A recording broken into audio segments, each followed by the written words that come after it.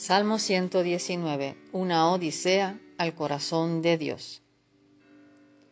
El poder del abogado.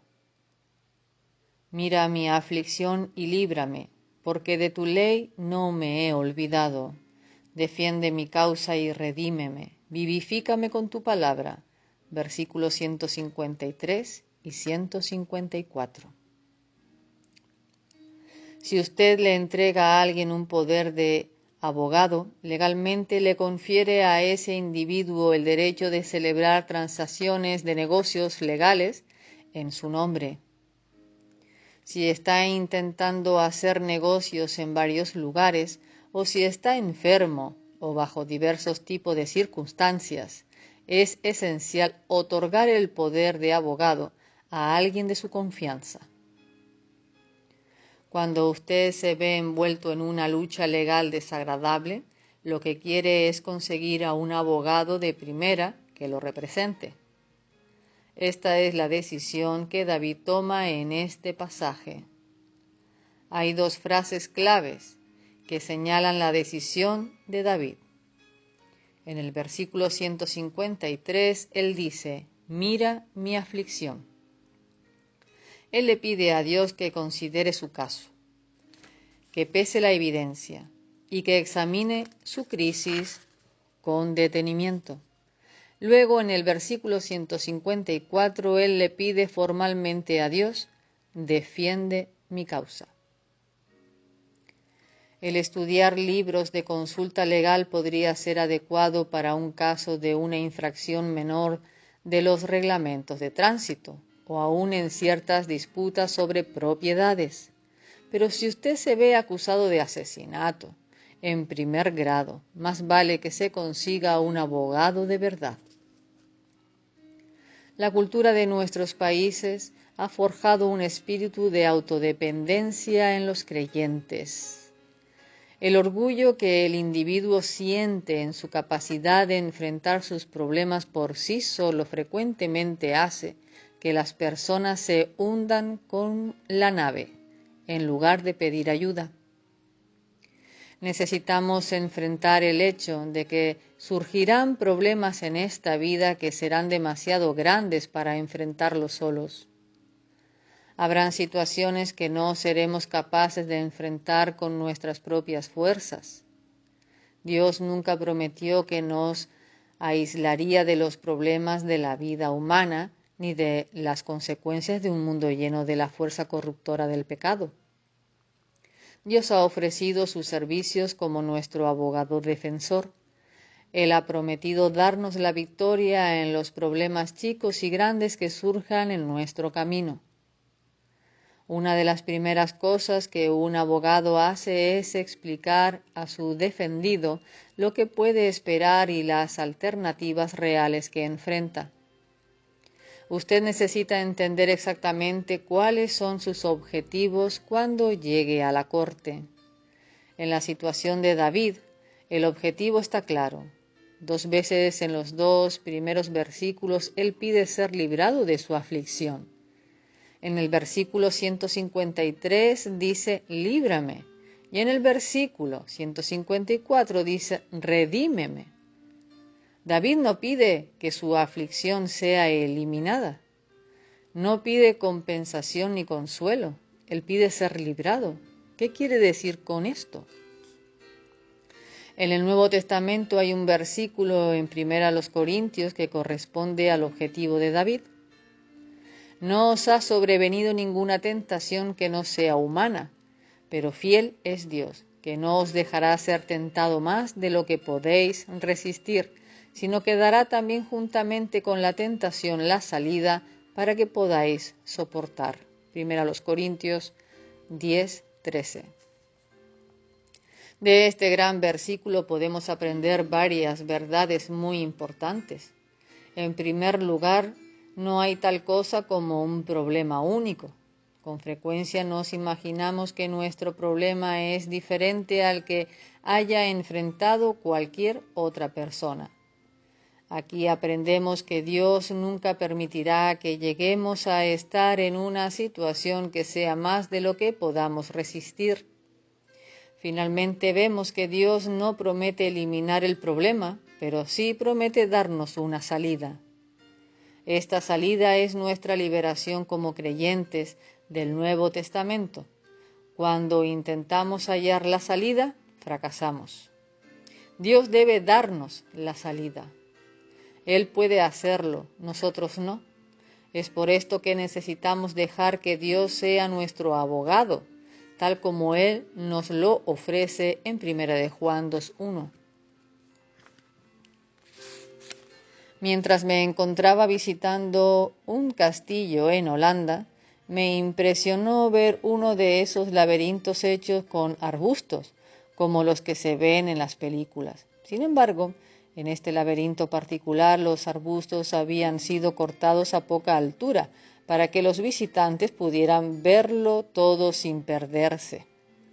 Pensé en cómo nuestros problemas a menudo parecen como un gran laberinto, cuyos arbustos se elevan muy por encima de nuestras cabezas y del cual no tenemos idea cómo hallar la salida.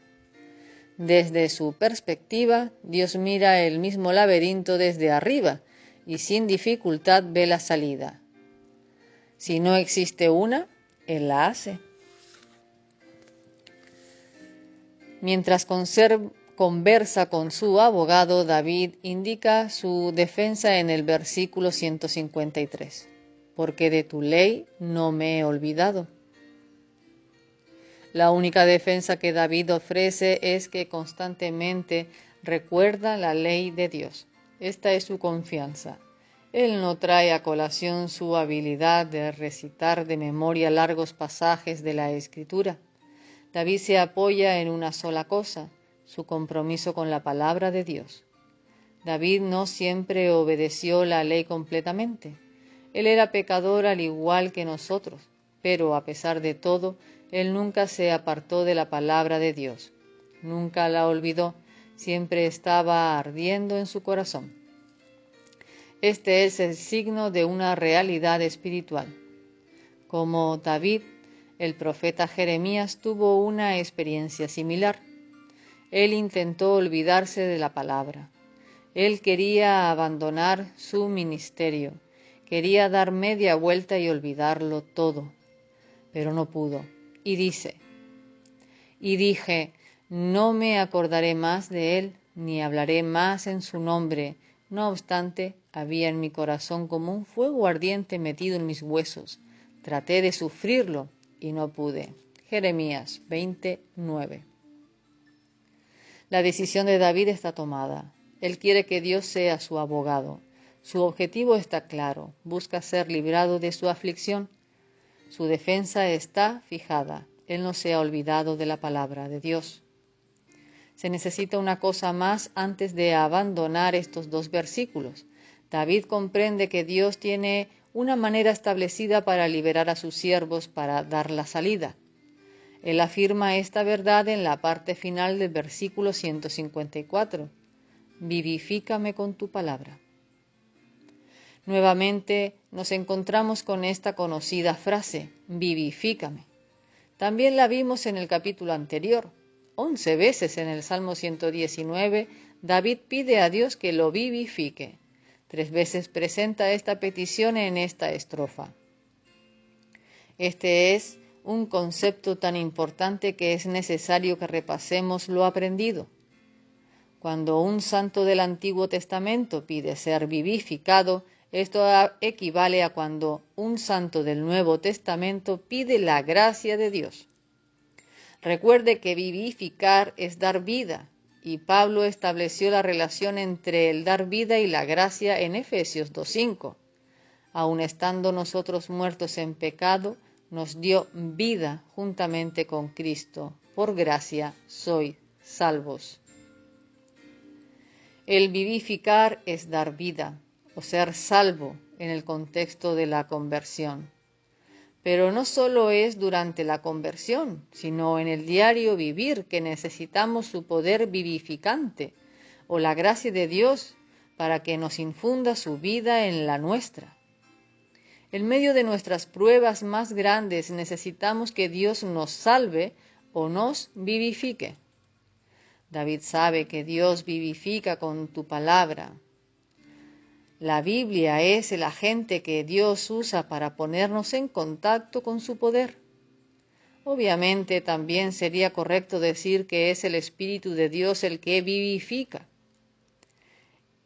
el cual asimismo nos hizo ministros competentes de un nuevo pacto, no de la letra, sino del Espíritu, porque la letra mata, mas el Espíritu vivifica. Segunda a los Corintios 3:6.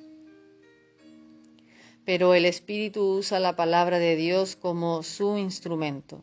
Este es el mensaje claro que Pablo comunica en su carta a los Corintios.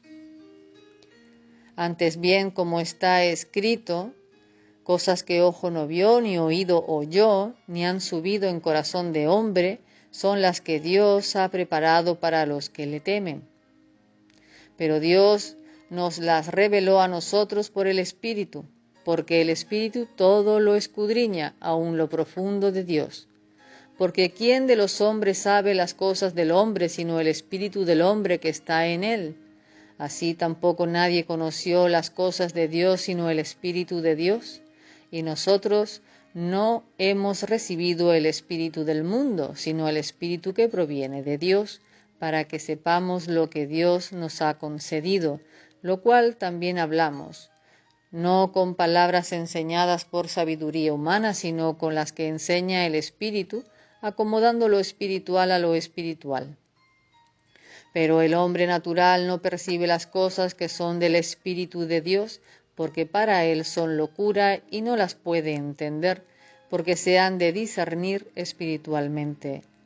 En cambio, el espiritual juzga todas las cosas, pero él no es juzgado de nadie, porque ¿quién conoció la mente del Señor? ¿Quién le instruirá? Mas nosotros tenemos la mente de Cristo. Primera a los Corintios, capítulo 2, versículos del 9 al 16. Ha habido casos de acusados que obstaculizan seriamente sus posibilidades de salir libre de un juicio porque no cooperan con su abogado. En el ámbito espiritual hay creyentes que creen que si elevan muchos lamentos emotivos a Dios, entonces han puesto el caso en sus manos. Ya discutimos la necesidad de clamar a Dios con todo el corazón y toda el alma en el capítulo 19. Pero se requiere más. Hemos de meternos en la palabra de Dios y dejar que ésta penetre en nosotros para que Dios pueda completar exitosamente la obra que Él quiere llevar a cabo en nosotros. En medio de esos enormes problemas necesitamos acudir a Dios, dándole nuestro poder de abogado. Hemos de entender que nuestro objetivo no es tener una vida exenta de problemas, sino el encontrar la salida o ser librado de nuestro problema. Además, necesitamos tener una defensa clara y sólida. Nuestro compromiso con la palabra de Dios deberá ser indudable. Finalmente, necesitamos reconocer que Dios nos dará la salida conforme a su palabra.